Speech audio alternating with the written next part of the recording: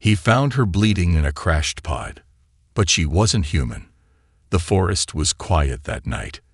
Jake Walker sat near his small campfire, staring into the flames. He was deep in the mountains, far from cities, noise, and people. He liked it that way. After years of war and pain, he just wanted peace. But peace didn't last. Suddenly, the sky lit up. A bright orange light streaked across the stars.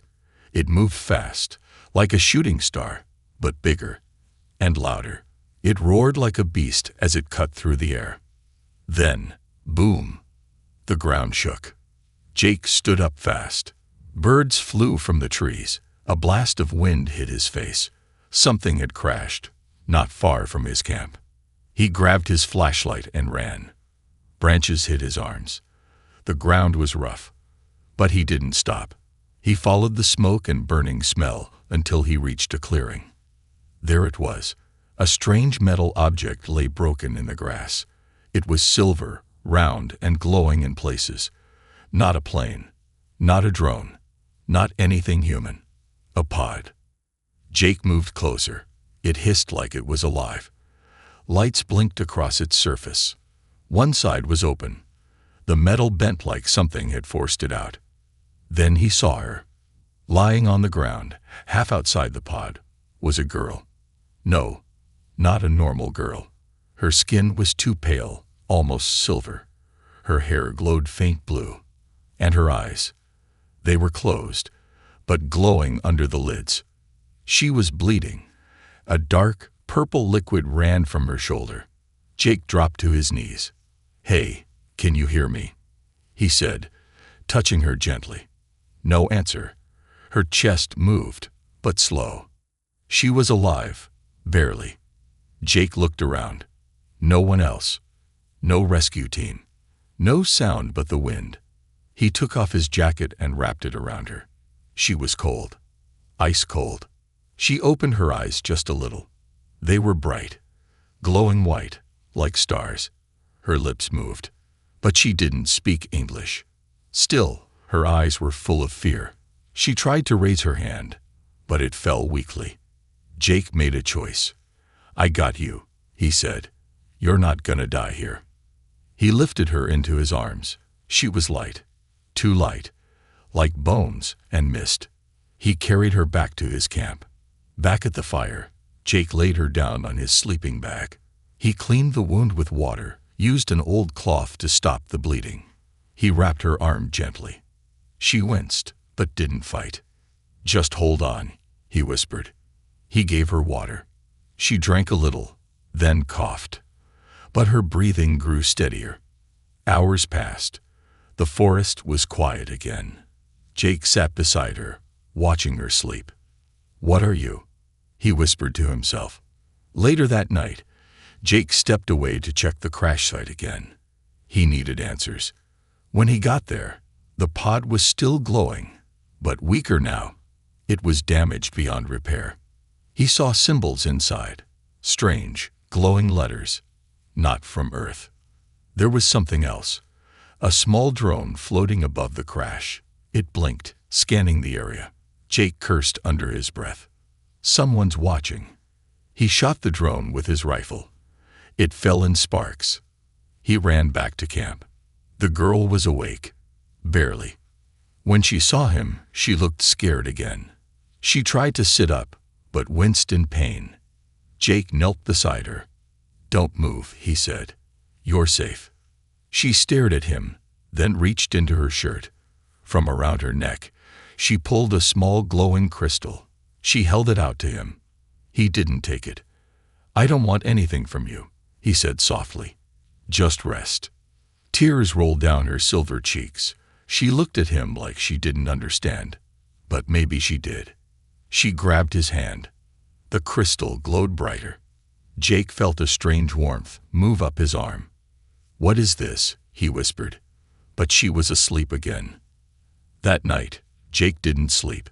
He sat by the fire, watching the sky. Something big was coming. Whoever sent that drone, they'd come looking for her. He could feel it. He didn't know who she was. He didn't know where she came from. But he knew this. She wasn't human, and she wasn't safe. And now, neither was he. They came for her, and tried to kill him too. The wind howled through the forest. Jake stood outside his tent, staring at the sky. He hadn't slept all night. The alien girl was still inside, wrapped in blankets, breathing slow but steady. Something didn't feel right. Ever since he shot down that drone near the crash site, his gut had been tight. Soldiers trust their instincts. Jake had learned to trust his more than anything. And right now, every part of him screamed, "They're coming."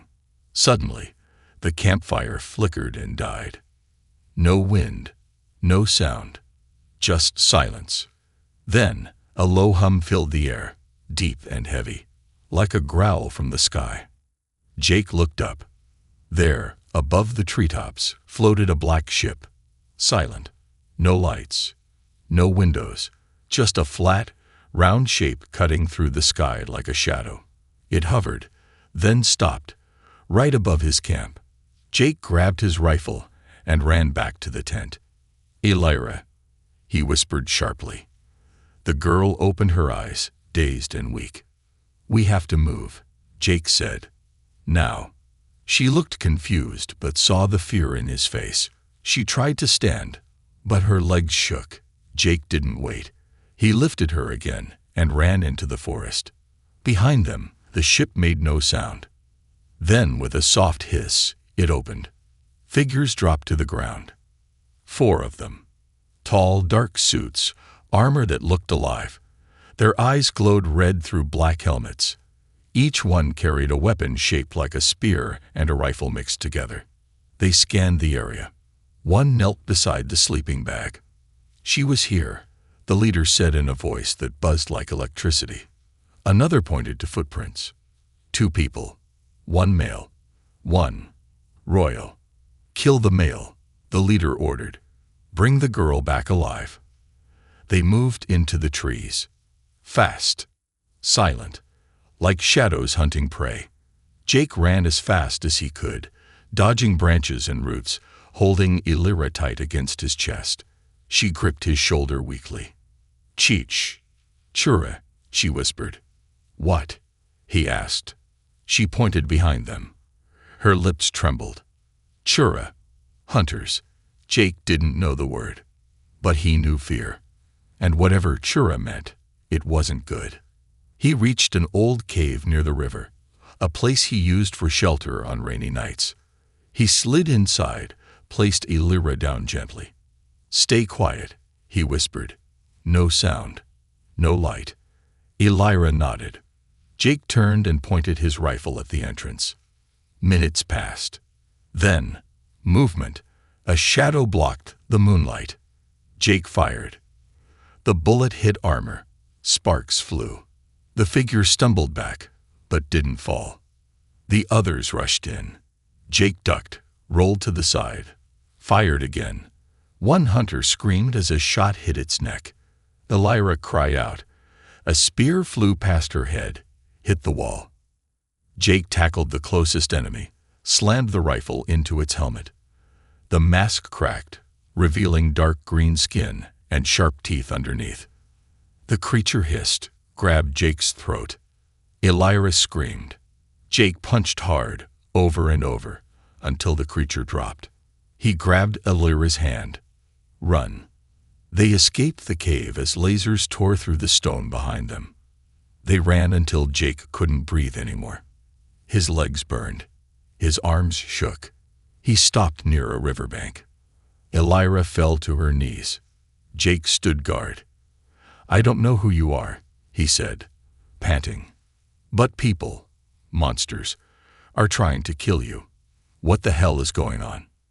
Elira looked up at him. Her eyes glowed softly. She placed her hand on the ground. A symbol lit up under her palm, glowing blue, circular, strange shapes around it.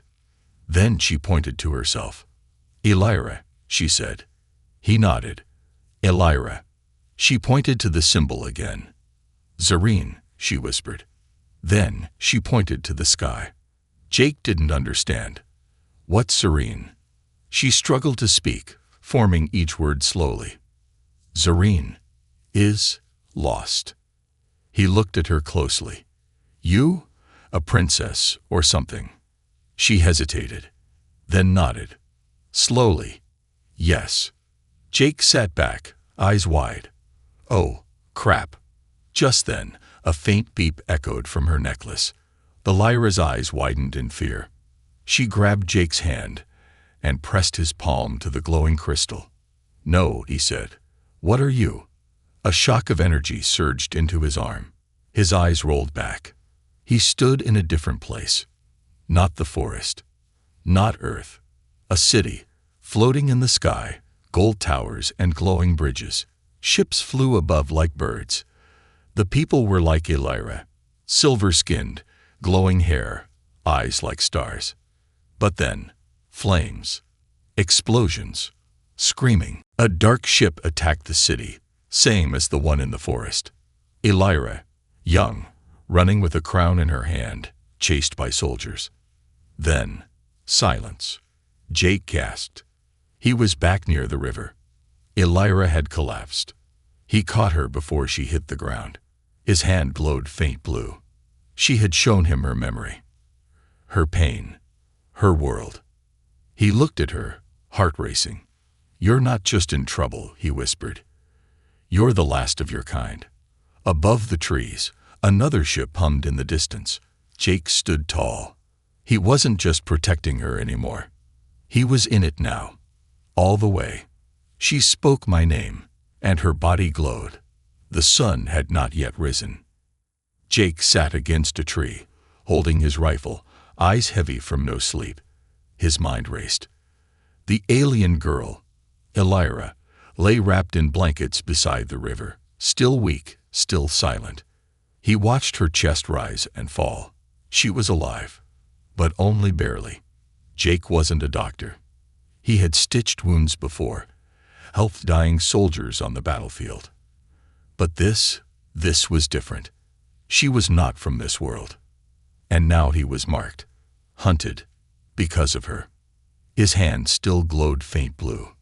The strange light from Elira's crystal had entered him in the night. Since then, he could feel something inside him, like a soft hum under his skin, like quiet whispers just outside his mind. He had seen her memories, the fall of her city, the burning skies, her crown stolen, her people slaughtered, and now she was the last one. But why had she shown him? Why him? He looked at her again. Her skin shimmered softly in the morning light. Silver, almost glass-like. Her hair floated slightly, as if it moved with energy. Suddenly, her eyes opened. She stared at him, her gaze strong. "Jake," she whispered. He froze. "What did you say?" Her voice was weak, but clear. "Jake Walker." His heart skipped. You know my name." She nodded, struggling to sit up. Jake helped her, carefully supporting her back. "You spoke my name," he said. "How?" Elira touched his chest, right where the crystal had touched him. "I see you now," she said. "Your mind, open. Your soul, brave." Jake blinked. "What does that mean?" She paused, then said slowly, "You saved me. Now, you are chosen." Jake didn't understand. He wasn't a king. He wasn't even a hero. He was just a man who once wore a uniform and got tired of war. "Chosen for what?" he asked. Elira closed her eyes and held out her hand. A soft light appeared in her palm, a small spinning symbol made of pure energy. Then she whispered one word, "Binding." The symbol floated toward Jake. It hovered in the air, then pushed into his chest. Jake gasped as a rush of heat filled his body. Flashes, visions, voices. He saw a circle of glowing beings, a trial, a throne in darkness, a war coming, far greater than he had ever imagined. Then the light faded. Jake looked down. His veins, they shimmered for a moment, glowing blue, then returned to normal. He stared at Elira. "What did you do?" Elira looked into his eyes. "I shared the bond, life with life. My power, now yours. My fate, now yours too. Jake stood, shocked. Why me? Because you helped when you didn't have to, she said. Because you fought when others would run. You did not see an alien. You saw a person. Jake looked at his hands. They felt stronger. But he also felt tired, heavier. What if I don't want this? He asked. Elira's eyes saddened. Then I die. The forest was still quiet, but not peaceful. Jake felt eyes watching again. He grabbed his rifle and scanned the trees. Elira, he said, we need to move. But Elira stood slowly and pointed ahead. There is a place, she said. Not far. A door. Jake frowned. A door. To the stars, she whispered. They walked for hours, deeper into the woods. Elira leaned on him, growing stronger with each step, though still weak. Finally, they reached an old, broken structure, like a ruin buried in the earth. Rocks covered most of it. Trees grew through metal beams. Elira placed her hand on a flat stone wall. It glowed. The wall cracked down the middle, slowly opening. Inside was darkness, and a stairway going deep underground. Jake followed her down. They'd reached a small chamber, metallic walls, glowing panels, old machines. In the center, a round platform, covered in dust. This is a beacon, Elira said. Last one left. Jake stepped onto it, looking around. What does it do? It calls my people, the ones hiding, scattered, lost. Jake nodded. So, like a signal? Yes. And a test. A test. Elira stepped back. She looked serious now. Her glowing eyes didn't blink. You must take the oath. Jake raised an eyebrow. Oath for what? To protect, to fight, to lead. He laughed once, dry. You want me to lead your people? I'm not a king, Elira. I'm not even a leader. You are now. Jake stepped off the platform. I didn't ask for this. No, she said softly. But the galaxy does not ask. It chooses. Jake stared at her. The soft light made her look like a ghost, or an angel. He sighed. I don't know what I'm doing. I will help you, she said, but only if you choose this path. He looked at the sky through the cracked roof. So many stars, so many wars. He closed his eyes, then stepped back onto the platform. I'll do it, he said. Elira raised her hands. The walls around them glowed. Symbols appeared, circling Jake like floating runes. Elira spoke in a language he didn't know. The chamber shook. Then, a burst of light shot into the sky. Far away in the black corners of the galaxy, ships turned toward Earth. And on one screen, a dark figure in a silver cloak smiled coldly. The last hair has awakened, it whispered, and the human has taken the bond. Back in the chamber, Jake stumbled as the light faded. His body felt different, stronger, more alert. He could hear tiny sounds. He could sense movement above the ground. Elira took his hand. You are not just a man now, she said. You are the bound. Jake looked up at the stars. Then I hope I'm ready. We found her people, but they called me the threat. The stars were closer now. Jake stood on the beacon platform beside Elira, heart pounding as the blue light surrounded them. The ground trembled. The air buzzed. And then, flash, the light exploded around them. For a moment, everything went white. Then black. Silence. Jake blinked hard. The ground beneath his boots was no longer forest soil. It was smooth, metal. He looked around. They were in a massive circular room made of steel and glass. Glowing blue lines ran through the floor. Strange alien writing floated in the air like holograms. The ceiling stretched high above, and a round skylight showed the stars. Not Earth's stars. Where are we? Jake asked. Elira smiled for the first time in days. Home. Suddenly, Shadows moved around the walls. Guards appeared, 6 of them. Tall, armored, glowing blades in hand.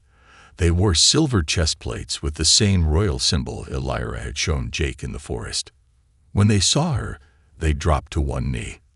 One guard shouted, "Zareen Elira." Their voices echoed through the chamber. Elira stepped forward weakly. "I have returned." The guards helped her. One gave her a cloak. Another bowed with tears in his eyes. But when Jake stepped forward, everything changed. The guards turned fast. Blades raised. Guns aimed. The leader growled, "Stand back, human." Jake froze. "What?" "I'm with her." "You touched the bond." The leader snapped. "You wear the power of the crown. That power does not belong to your kind." Jake's hands went up. "I didn't steal anything. She gave it to me." The guards didn't lower their weapons. Elira stepped between them. "He saved my life. He protected me. I shared the bond with him by choice." The guards looked unsure. One whispered to another, "A human, with the bond. It is forbidden." Elira raised her voice. "The old laws are broken. The old ways are gone. He is the one the prophecy speaks of." The guards went silent. Then the leader said, "He must speak to the council." Jake was taken through glowing halls, guided by 2 guards who watched his every move. Elira walked beside him, still weak but steady. As they walked, others stared. Children peeked out from behind doors. Adults whispered in strange languages. Some pointed. Some backed away. To them, Jake was a stranger, an outsider, a threat. They entered a massive chamber.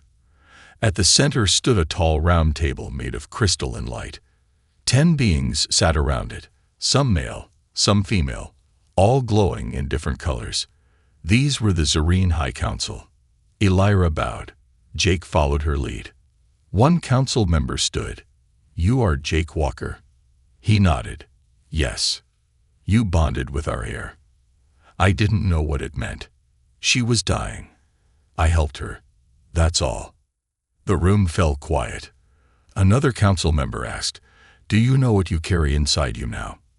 "No, but I know it's powerful." "It is more than power," the elder said. "It is memory, history, authority, and death." Jake frowned. "Then tell me what I'm carrying." Elira stepped forward. "The bond holds the soul of our kings and queens. It carries their wisdom and their burdens." Jake now carries the throne inside him. Murmurs spread through the council. One member slammed their fist. "He is not one of us." Another shouted, "The last time humans touched our world, they burned it." Elira raised her hand. "He is different. He did not run. He did not ask for power. He only wanted to help." Jake looked around. He wasn't scared. He was tired of being judged for what he wasn't. "I didn't come here to rule you," Jake said. "I came because she needed help, and now that I've seen what's out there, what's hunting her, I know I can't just walk away." The chamber grew silent. Then the oldest council member stood. "You speak with courage, human, but words are not enough. The bond must be tested." Later, Jake stood in a round arena made of glass and fire. Elira stood on the sidelines, worried. The council watched from above, cold and silent. Jake faced a machine. No, a beast made of metal and shadow, twice his size, 4 arms, red eyes, blades for fingers. "This is madness," Jake muttered. A horn blew. The machine charged. Jake rolled aside just in time. Its blade cut the ground where he had stood. He raised his fists. No gun, no armor, just him. The machine turned. Jake remembered the energy inside him. The bond. He focused, and suddenly, his body moved faster. He ducked under a swing, landed 2 quick punches to its side. The beast stumbled. He wasn't human anymore. Not fully. He was faster, stronger, smarter. The machine roared and struck again. This time, Jake grabbed the arm, twisted, and flicked it over his shoulder. It crashed hard. The crowd gasped.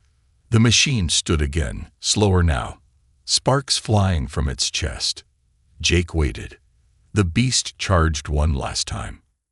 Jake slid under it, jumped onto its back, and drove his fist into its power core. Boom! The machine exploded in light and metal. Silence. Then, cheers. Not just from the council, from everyone. Even the guards. Later that night, Jake sat with Elira near a quiet pool of glowing water inside the mountain city. He was sore, tired, but alive. "You didn't tell me the thing would try to kill me," he said. Elira smiled faintly. "If I did, you might have said no." He chuckled. "Maybe." She looked at him, serious now. "You proved yourself today. Many will still fear you, but they can't deny your strength." Jake stared into the water. "I didn't come here to be king, Elira." "I know," she said softly. "But the galaxy is choosing you anyway." Jake sighed. Above them, ships moved in the sky. Across space, a fleet gathered. The enemy was preparing for war. And Jake Walker, once just a man lost in the woods, was now part of something far greater. Something that might save a people. Or destroy them all. The galaxy's most wanted bounty is. Me. The bounty was everywhere. On screens. On walls. On digital clouds floating in space. Every station. Every planet. Every criminal den in the galaxy.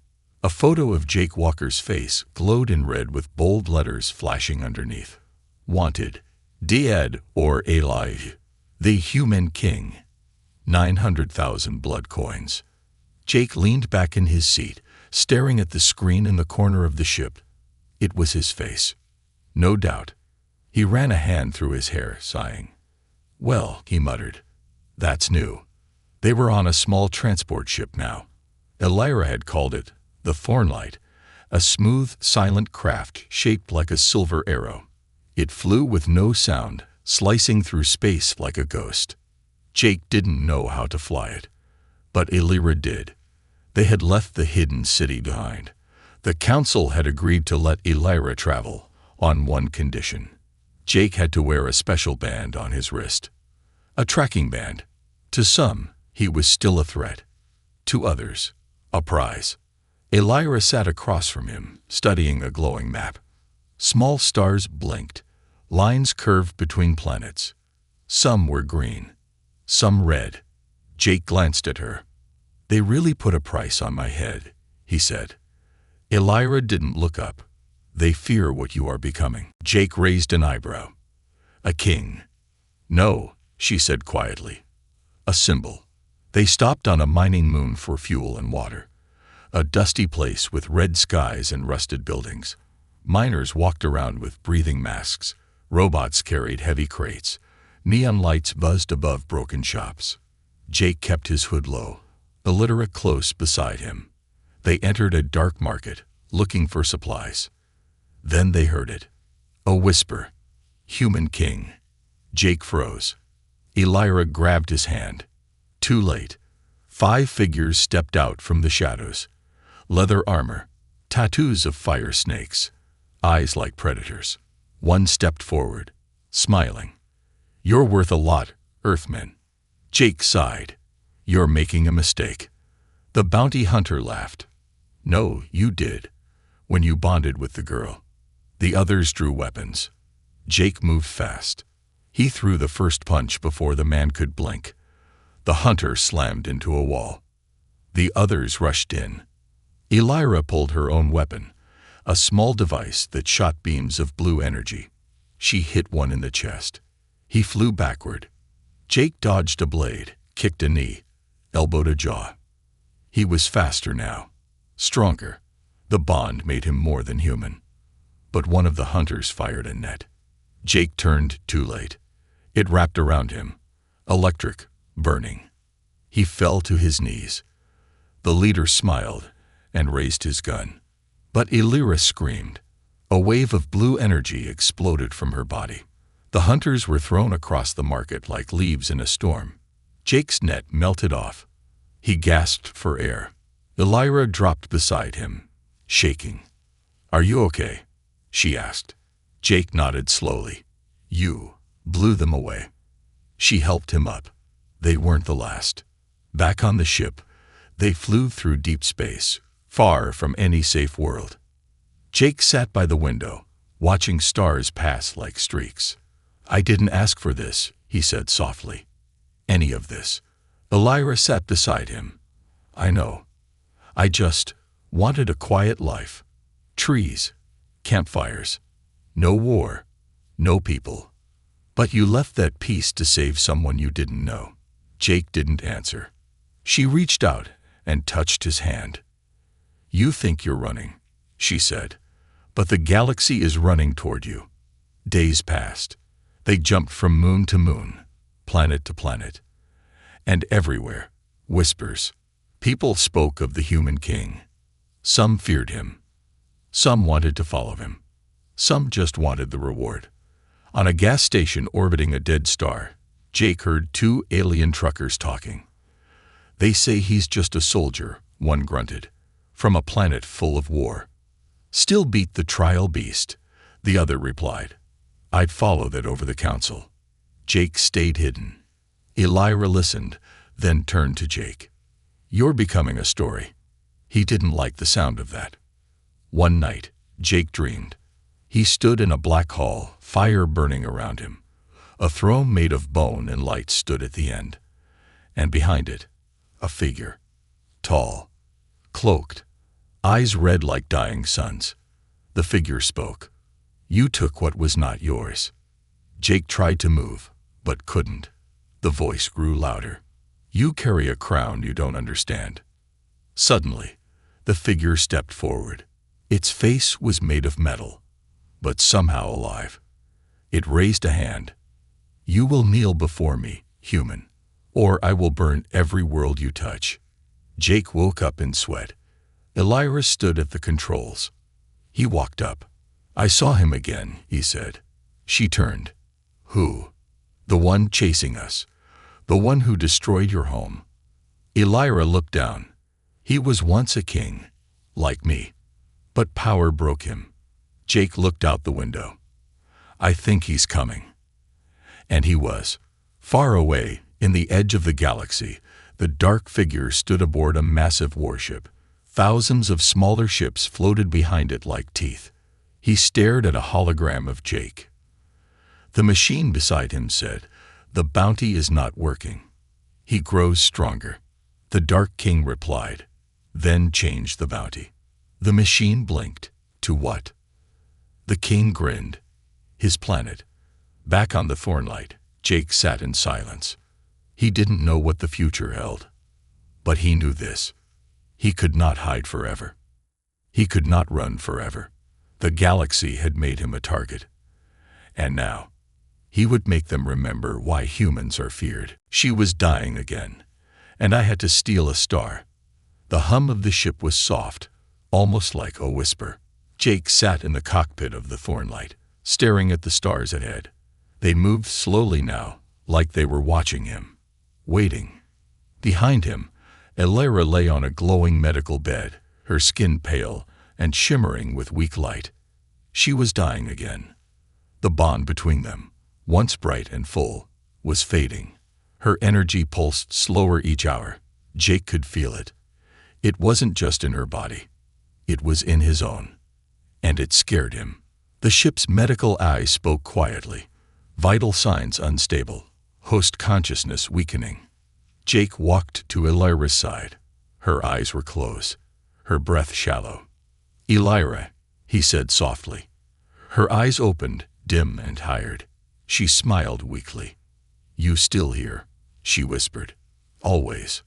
She turned her head toward him. "The bond is breaking." Jake nodded slowly. "I know. Soon, I will vanish." "No, I won't let that happen." She closed her eyes. "It is the cost. I gave you too much." The bond was never meant to be shared with humans. Jake stood up, hands shaking. He turned to the eye. There has to be something.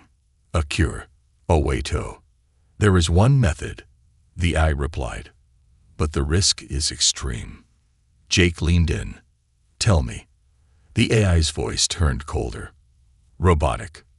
There is a machine. Old. Forbidden. It holds the core of a living star. A heart spark. One drop can restore the bond. Jake's heart pounded. Where is it? A star map appeared in the air. Sector N93. Coordinates locked. A dead system. A lost sun. And the machine rests in the center. Jake narrowed his eyes. What's the catch? The AI paused. Entering the core may kill you. Jake looked at Illyra, then back at the map.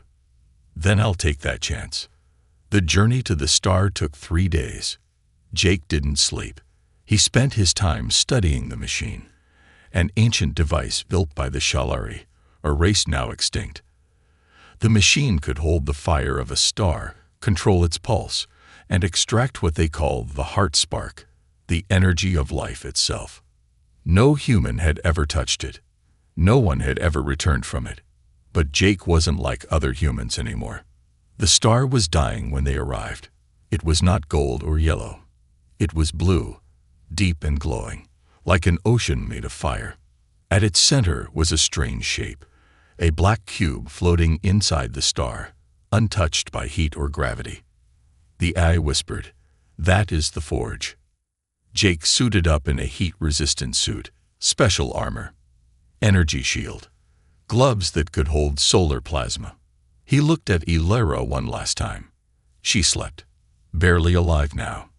He leaned over and touched her hand. "I'll bring it back," he said, "even if it burns me." Then he stepped into the pod and dove into the star. The heat hit him like a wave. Even through the suit, Jake could feel it. Pressure, fire, light, energy. His body screamed. His vision blurred. But he didn't stop. The pod moved through the outer flame, shields holding just enough. Finally, the black cube came into view. The forge. It was massive, covered in strange symbols that moved like water. Doors opened as Jake approached. He floated inside. Darkness. Then light. The room inside the forge glowed blue. In the center, floating above a platform of stone, was a single drop of light. The heart spark. Jake reached for it. But something moved behind him. The Guardian. A shape made of pure fire and metal, standing 10 feet tall, eyes burning white. "You do not belong here," it said in a voice that echoed in Jake's bones. "I need that spark," Jake said. "She's dying." "The spark is not a gift," the Guardian replied. "It is a price." Jake stood tall. "Then tell me what it costs." "Your past," the Guardian said. "All your memories, all your pain. You will forget who you were." Jake paused. "Why that?" "Because fire makes new things," the Guardian said. "It does not carry old ash." Jake looked down at his hands. He saw his life flash, his childhood, the war, his lost friends, his lonely nights, the forest, the crash. Illyra. Would he lose her too? "I'll do it," he said, "but I want one memory to stay." "Which one?" Jake's eyes softened. "Her name." The Guardian raised its hand. The drop of light floated into Jake's chest. He screamed. The fire entered him, burning through every cell, every thought, every bone. He saw the past vanish. His name, his face, his voice, everything gone. Except one word, Illyra. Jake fell out of the forge, tumbling through the fire of the star. The pod caught him just in time and pulled him back to the thornlight. He crawled into the ship, fell beside her, held her hand, and the spark passed from him to her. Illyra gasped. Her body glowed. Light filled her chest. Her eyes opened wide. And then, she was alive again. Hours passed. Jake woke slowly in the medbay. Illyra sat beside him, smiling. "You did it," she said. Jake blinked, confused. Did? What? She touched his hand. You saved me. He looked at her. I know you, he said. Yes. I don't know why. She smiled. Because you love me enough to forget everything else. Jake said nothing. But in his heart, he knew the truth. The galaxy had burned him clean. And left behind only one thing. The memory of her. Far away, in the heart of a dark fleet, the enemy king watched the star fade. He smiled coldly. The human burned, he said. No, said the machine beside him. He survived. The king's eyes narrowed. Then it is time. The galaxy asked for a king. So I became one. The sky burned red. From orbit, the planet of Zerethal looked peaceful.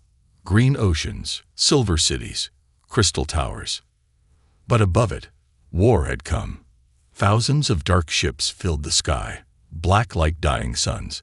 They moved like a storm, surrounding the last free world. And at the center of the fleet stood a ship bigger than them all, shaped like a blade, glowing with dark light.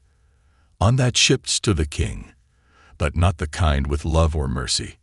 This king wore a crown of wires, eyes like fire, and a voice that could freeze suns. The broken king. He raised one hand. Burn it, he said. Inside the planet's shielded capital, people ran through the streets. Families huddled in temples. Soldiers took positions. Old warriors prepared for one last stand. The High Council stood in their tower, watching the sky. Lyra was our last hope, one whispered, but she vanished. She is gone, another said, and the human with her. But then, a sound, a pulse, a ripple of light across the clouds. The thornlight broke through the storm, shining like a star. It dove past enemy ships, lasers flashing around it. 2 enemy fighters tried to follow, but the ship rolled, spun, and vanished into a beam of light. Inside, Lyra sat at the controls, calm, steady. Beside her stood Jake. Different. His armor shimmered blue and white. A thin crown of light circled his head. His eyes, once normal, now glowed with calm fire. But most of all, his presence. He no longer looked like a man trying to survive. He looked like a man ready to lead. The ship landed at the edge of the council tower. Guards raised their weapons until Lyra stepped forward, head high. And then Jake walked beside her. Gasps spread like wind. The bond still lives, someone whispered. No, said another. It commands. The council fell to one knee. Jake spoke, his voice low but clear. I'm not here for your crown. I'm here for your people. Lyra turned to the council. Let him lead the defense, or we all die. They didn't argue. They listened, because they could feel it too. The galaxy had asked for a king, and he had answered. In the war room, Jake studied the battle map. Red dots, enemies. Blue, his side. The difference, nearly 10-1. We can't win this fight, one general said. Jake didn't look up. Not with numbers. He pointed to a weak spot in the enemy line. But we don't need to win the war. We just need to cut the head. He meant the broken king. Jake stood at the front of the last strike team. Lyra at his side, warriors behind him, weapons ready. He looked up at the stars. Once, those stars were just lights in the sky. Now, they were witnesses. Witnesses to a human standing against the dark. He raised his hand. The bond glowed. The fighters launched. They hit the enemy ship hard. Blasts, explosions, chaos. Jake and Lyra moved like lightning, cutting through guards, dodging fire. They reached the throne room. The doors opened. The broken king waited. He stood tall, unmoving. You should not exist, he said to Jake. Jake stepped forward. But I do. You were meant to burn. I did. The king raised his hand. Dark energy filled the air. Jake raised his own. Light met shadow. The room shook. The throne cracked. and the galaxy held its breath. They fought, blade against blade, memory against rage. The king was strong, fast, ancient, but Jake was something else. He was human. He had lost everything, given everything, and from that loss, he had become fire. The king knocked him down. "You are alone," he growled. Jake coughed, bleeding, but he smiled. "No, I'm never alone." Behind him, Elira raised her hands. The bond shined between them. Together, they stood. Together, they charged. Jake drove his blade into the king's chest. The throne exploded. Light poured out. The war above stopped. Enemy ships blinked and vanished. The storm ended. Jake woke in the garden of Zerethal, lying in soft grass. Elira knelt beside him, smiling. "You did it," she whispered. He sat up slowly, groaning. "Did we win?" She nodded. "Yes." "You sure?" She laughed. "Look around." He did. Children played. Flags waved. The people cheered. Not for fear, for hope. Later, a crown was placed in his hands. He looked at it. Simple, light, not heavy. "I don't want to rule," Jake said. Elira smiled. "Then you'll be a good king." He placed the crown on a stone. "I'll protect them. But they don't need a king." She tilted her head. "Then what are you?" Jake looked at the stars. "I'm just a human." She leaned on his shoulder. "No," she whispered. "You're the story they'll tell for 1,000 years. Across the galaxy, in markets and ships, in schools and temples, people told the tale of the dying girl who fell from the sky, and the human who chose to save her. They called him warrior. They called him king. But to her, he was simply Jake, the man who burned for love and lit the stars with hope.